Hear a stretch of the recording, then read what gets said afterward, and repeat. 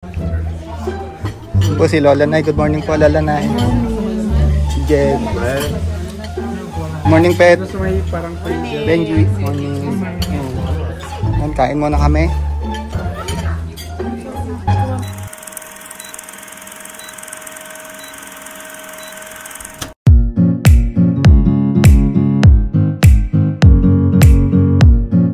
Andito tayo ngayon sa Nikayuko Japanese Garden. So yun mga guys, welcome to Japan.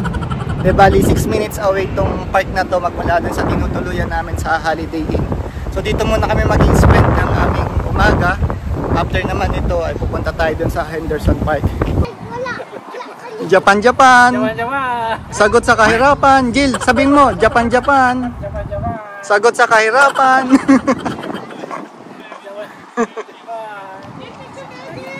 Jill, huli ka muna. Welcome sa Japan.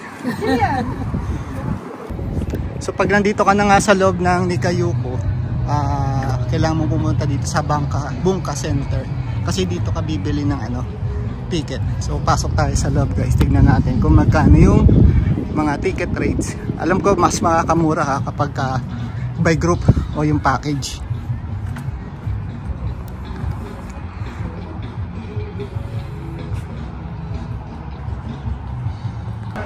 Ito yung loob ng Bunka Center.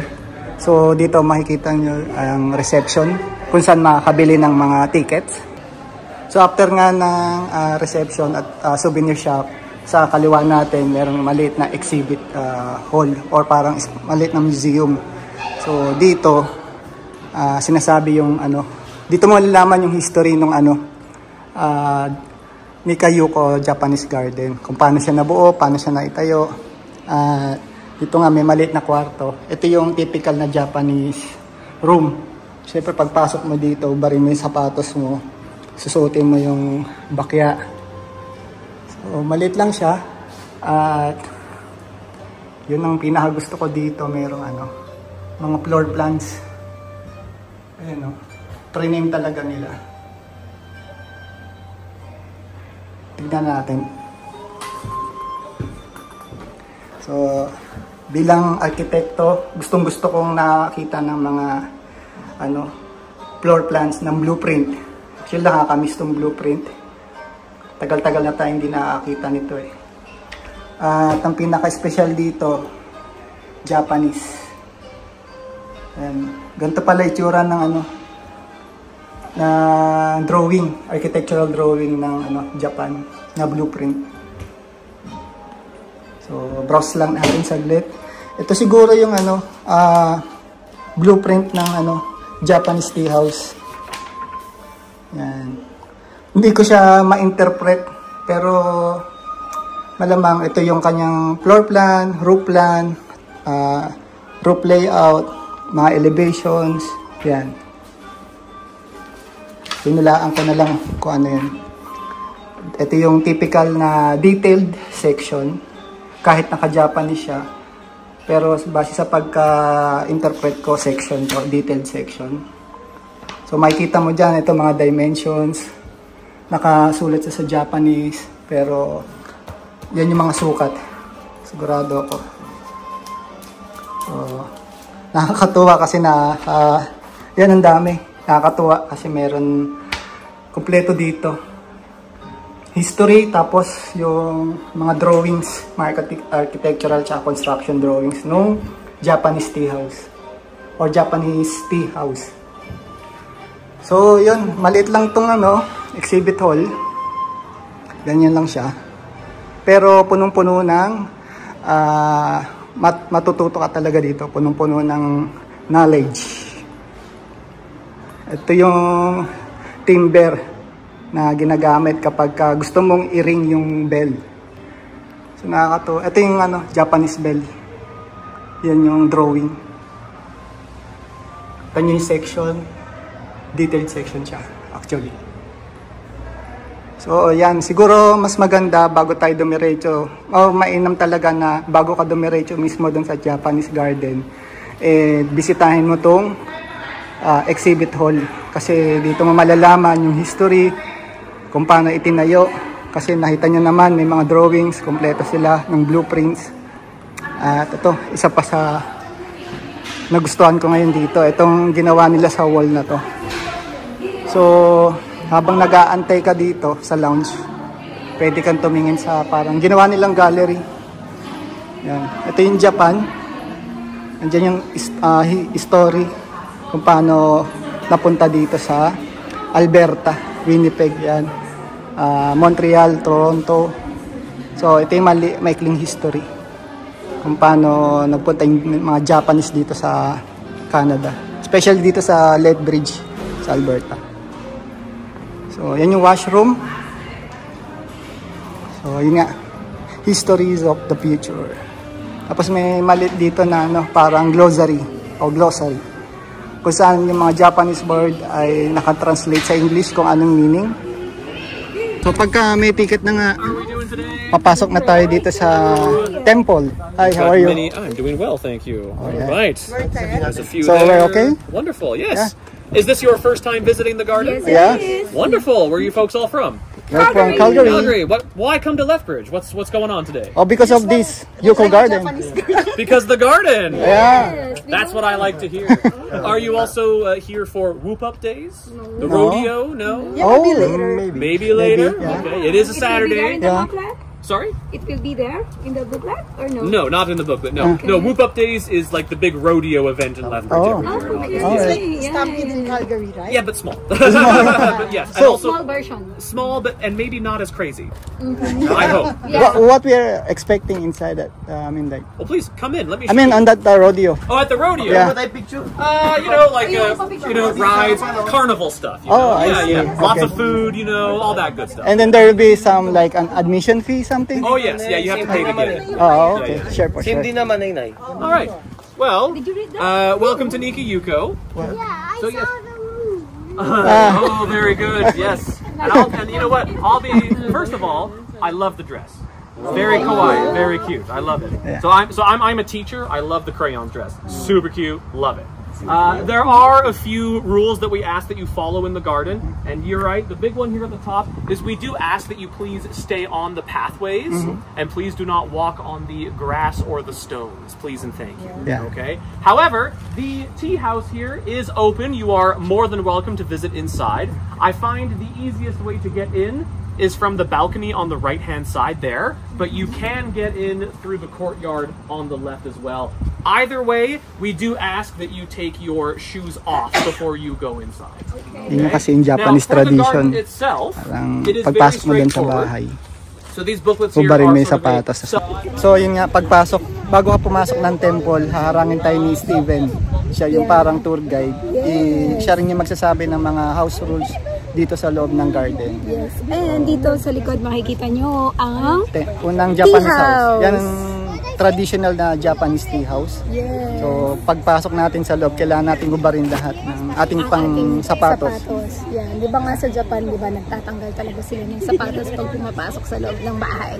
So, ganun din dito sa kanilang tea house. So, let's go, tingnan natin kung ano ang makikita sa Tara, loob. guys, excited na akong makarating sa loob ng isang Japanese garden. Pero dito rin tayo Carmen, di ba nakarating na ng Japan? Parehas lang ba? Parehas sa parehas? Pero sana may hapon din, no? Para legit. Para kompleto? Para kimono. Sana yung... Ay, sana may kimono, no? Oh, tsaka sana yung Japanese. Legit na hapon. Pero meron okay lang. naman daw tea, so matitikman natin kung Ang lasa- Japanese tea Japanese tea. So yung mga walang pamasahe papuntang Japan, punta na lang kayong Alam mo Lethbridge. sana, ang free na pagkain sushi. Sushi. Para legit. Kahit ano. Picture perfect ko. So mga guys, ito yung traditional na Japanese tea house. Pamilyar na pamilyar tayo dito, lalo na nung nag-aaral pa ako ng architecture. Kasi parte to ng isang subject namin na history of architecture.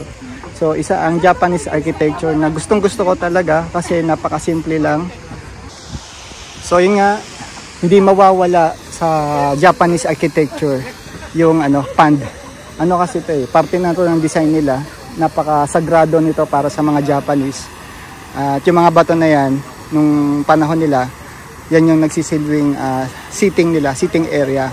So yun nga, Parang sa paniniwala ng mga Japan, kapag may pan ka dito sa tabi ng tea house mo, parang dyan namamalagi ang mga gods.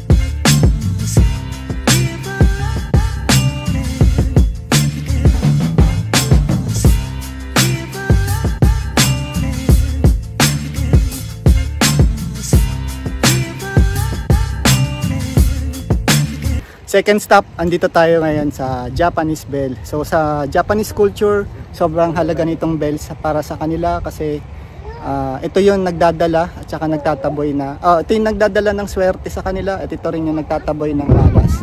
So palampasin lang natin sila, ibig sabihin pag wala na sila, subukan nating i-try i-ring yung bell.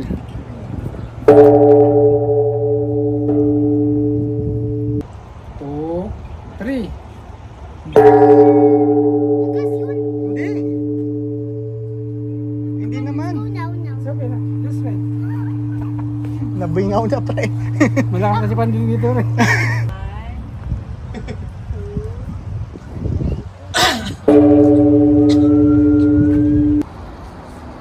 Ito yung panoramic view ng Nikayuka Japanese Garden. So magmula dito sa kinatatayuan ko kung nasan yung Japanese bell, ito yung makikita natin. So andun tayo kanina, yung Japanese tea house. Tapos umikot lang tayo ng konti, papunta dito sa Japanese bell. Tapos yan, pabalik na to dun sa Japanese tea house. Tapos yung lake. So, yung mga kasama natin, parang nag-e-enjoy pa maglakad. So ayun mga guys, dito sa loob ng Nikayuka Japanese Garden, parang last stop na tong Japanese bell sa makikita mo dito. At konting lakad na lang kasi nandun na yung tea house, lalagpasan mo lang yung nagse-set up ng wedding. At ayun, palabas na ng garden to. So hindi siya ganun kalaki para mapagod ka ikutin tong loob ng garden. Actually maliit lang talaga siya, parang typical na garden sa loob ng bahay, ganun lang siya. Maganda lang talaga yung pagka-design nila ng garden, yung pagka-landscape nila, kaya nagmukhang malawak. So antayin lang natin sila, yung mga kasama natin, tapos punta kami dun sa Japanese tea house o dun sa pinuntahan nating hall kanina para tumikim ng mga Japanese tea tsaka coffee. So guys, thank you for visiting Nikayuka Japanese Garden at Lethbridge, Alberta. Arigatou gozaimasu! So ito mga guys yung pre-coffee and Japanese tea na kasama dun sa entrance fee. So sasabihin lang natin dun sa counter kung ano yung gusto natin o kung ano yung preferred niyang inumin, kung coffee or Japanese tea. So yan, may mga nagpipiknik dito, family. Yung mga Pilipino talaga problema yung pagbigkas o pag-pronounce ng letter F tsaka P. Malalaman mo ang Pilipino kapag pinabigkas mo ng mga word na may F. Yan, hirap. Aminado naman tayo dyan kasi we're born Filipino at hindi tayo pinanganak na Canadian or American or any nationality na English ang first language.